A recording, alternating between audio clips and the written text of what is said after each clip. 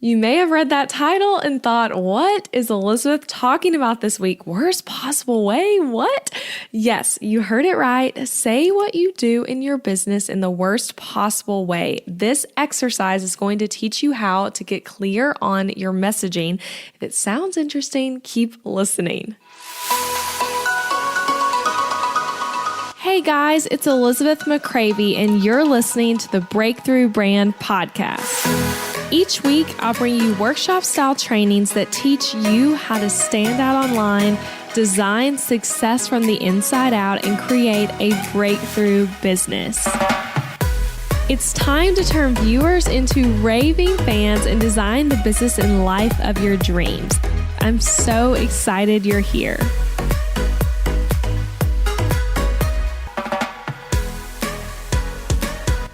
Hello, friends. I'm Elizabeth McCravey, your host of this podcast. Thanks for being here today. The first episode of 2020 of the new decade. So exciting. And if you're listening live, I'm actually at Disney right now in Orlando for a trip through my husband's work with a lot of friends. We're kind of starting out really the first full week in the new year there. So that is really fun. But of course, I wanted to have an episode for you guys while I'm gone. And this one is going to be fun. It's going to be a little shorter and a really great exercise that helps you get clear on your messaging. And I hope you'll be as obsessed with this as I am, because I think this is like such a cool thing when I found out about it. So I'm in a private Facebook group for an online business program I'm a part of. And a couple of months ago, maybe like 6 months ago, it's been a while, someone posted this prompt that they saw in another Facebook group. So you might have heard this prompt before. I don't really know where it started, but the idea was to comment on the post and explain what you do in the, quote, worst possible way. And this is a group full of business owners, so we're all explaining like what our business does. And that was the only direction given. And the comments section for this post blew up, and so many people were commenting like on people's descriptions saying, is it just me that thinks some of these sound more awesome than the normal descriptions we use? Like, this actually sounds better than like what people are saying they do typically. And I read through almost all of the comments, like there were over 300, read through all of them. And I found myself laughing at many of them in a good way. And also thinking like, man, that probably sounds better than what you have written on your website. Like the person who wrote this, like what you've written in this group actually probably sounds better. And I looked at some people's websites and this was true. What they were writing kind of in a joking way was more clear. It was more compelling. And it made me, if I was a potential customer of theirs in the sense of like, I'm their ideal client, I would have been more interested in seeing what they do because they were writing more clearly. So this exercise, again, you might have seen it before. I'm going to reframe it for you, but it wasn't meant to be a marketing thing to help you get clear on anything like of what you do or anything like that. It was actually just meant to be like funny Facebook group type thing, like let's just have some engagement sort of situation. But I really do think this concept can be used to help you actually learn to say what you do in a normal, relatable way. You may have felt yourself when you're writing your website copy normally. You guys, website copy is hard to write. I'm a website designer. I know this, like it's often a big hang up for people when it comes to getting their website set up. And you might have find yourself with website copy or even just like writing what you put in your Instagram bio or anything like that. You might have find yourself thinking like, oh my gosh, I get awkward and confused when you have to say what you do. And you end up talking in a way that no one actually talks. Like you're saying stuff that's like, no one actually talks like that.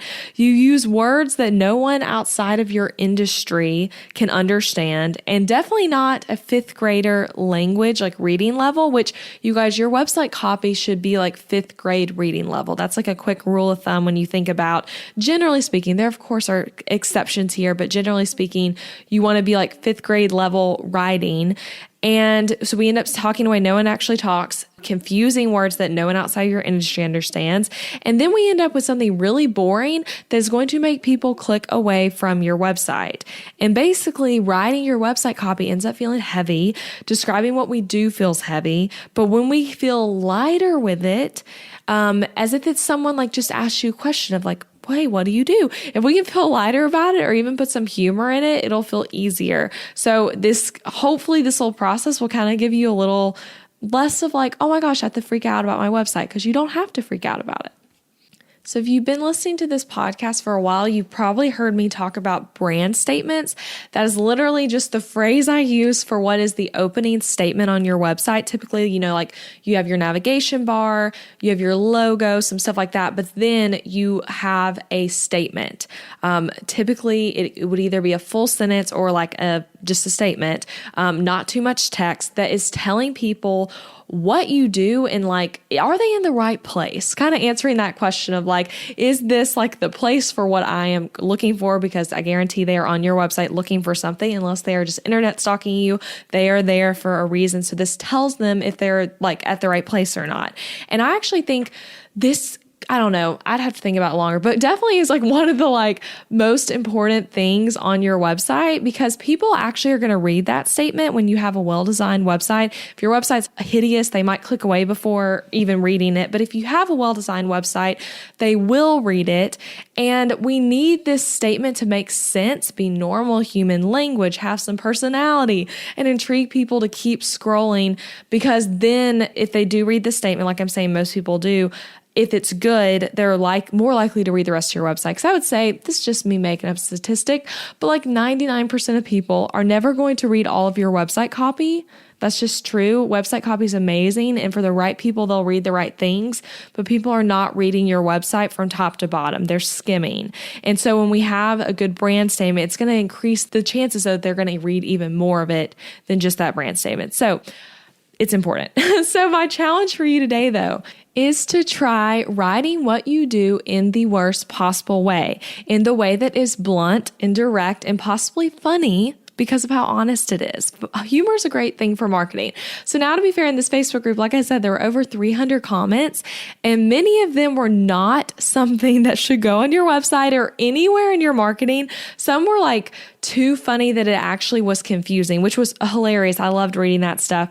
Like, it was hilarious for the purpose of the post. But as an example, like someone wrote, people pay me to shoot them, talking about being a photographer. So like, that's obviously pretty funny, but not what we're going for here.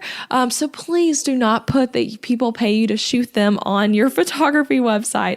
But I do want to share with you guys 3 examples actually from this group that I thought were really great, kind of so you know what I mean here. So, and I'm not recommending that all of these people's be the first thing you read on their website, but it is website copy worth putting somewhere. Maybe not even in the brand statement, but maybe like in an Instagram post, in an email marketing thing, like somewhere. So this first one, I help people not pee their pants when they speak in public. And that's Kit Pang. And he's the founder of Boston Speaks. And I also first of all, that's just funny. And that's an honest thing. So a thing I like about that is like, if you're nervous about speaking in public, that's really relatable. And on his actual website, I really love the actual brand statement he has. It's the kick in the butt you need to become a natural public speaker. So like both of those would be great used, in marketing when that is what he does.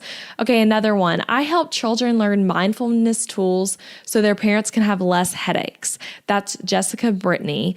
And again, that's just so clear. It's telling me exactly what you're doing and why you're doing it, like what the outcome is that is so that parents can have less headaches.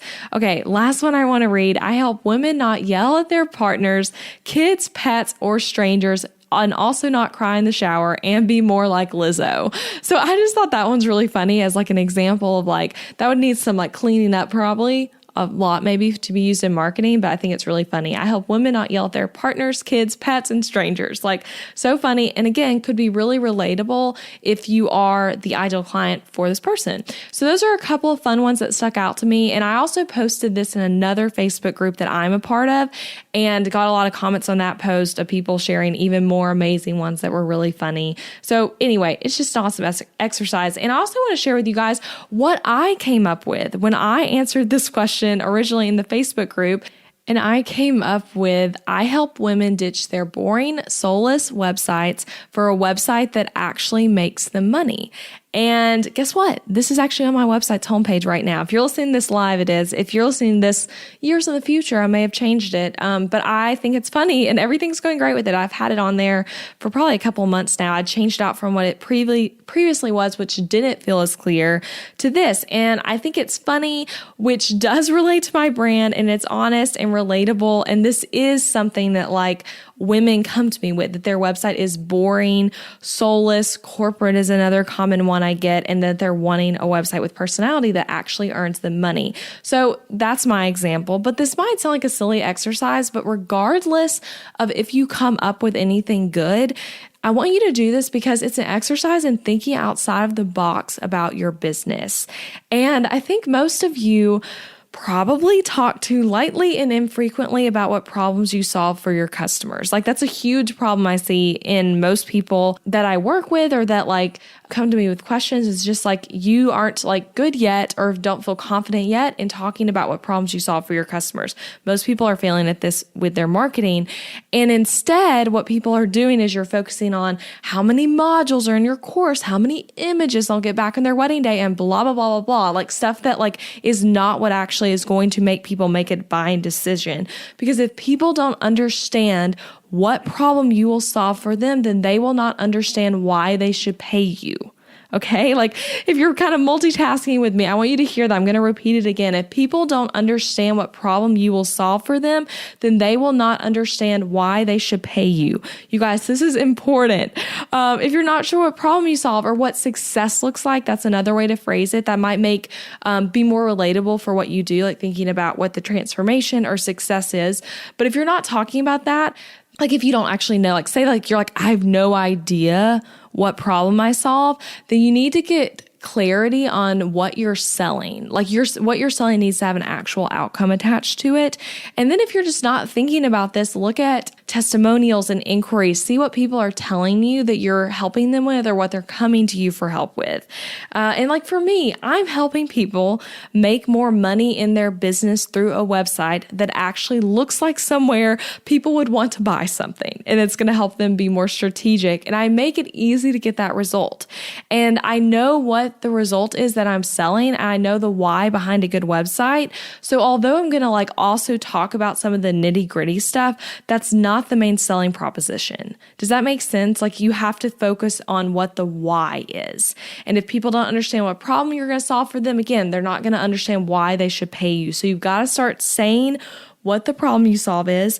And to actually answer that, you might need to think in terms of humor, bluntness, and a little bit of sass, which I think is what this exercise will help you do.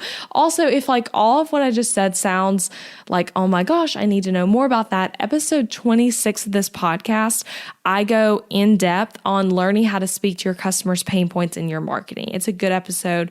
If you haven't listened to that one, like go scroll back to that one after you listen to this one. And I believe the one directly after it is also like on this topic, like just an extension of like, if your stuff's not selling, maybe you're not communicating like what it actually does. Okay. So like we need to get clear on that. So okay, to conclude us here, I want you to do this exercise for yourself, and I actually have a place where I want you to share your answer with me, because I think, again, this is hilarious. Like when people do this, even if your answer feels like stupid and like you're never going to use it, I still want to hear it. So head over to the show notes for this episode, wherever you're listening, and click over to an Instagram post. It's going to be live on my page the day this releases, and I want you to tell me your answer in the comments on that post, and let's all laugh at what we share and hopefully get some good marketing language out of it too. It's helpful, I think, to see what other people say for this, because chances are there's someone who like does something similar to you, or what they said will like kind of put a light bulb off in your head about what you do.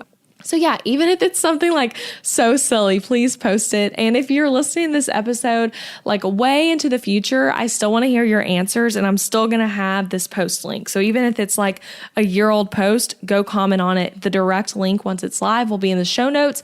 And even if you don't ever use what you write anywhere, like maybe it's like stupid, you never use it. I think this process is going to help you be a better writer when it comes to your business, because not everything about our businesses has to be so serious.